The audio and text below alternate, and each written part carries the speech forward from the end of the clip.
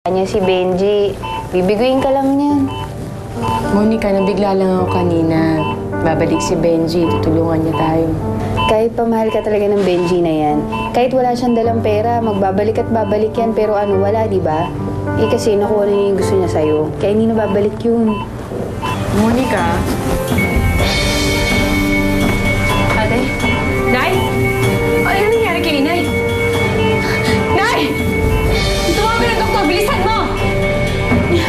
Nay! Tulungan niyo kami! Ate, dito ka na!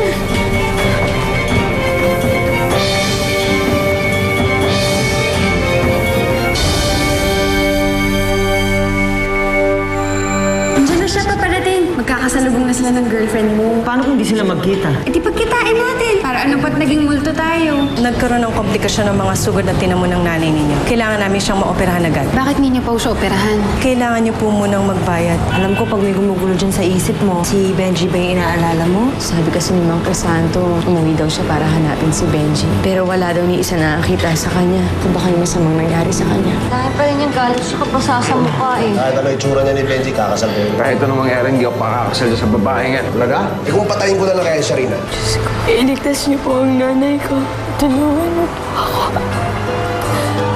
Hindi sa akin ang perang to, pero kailangan ko to para mailigtas ko si Inay.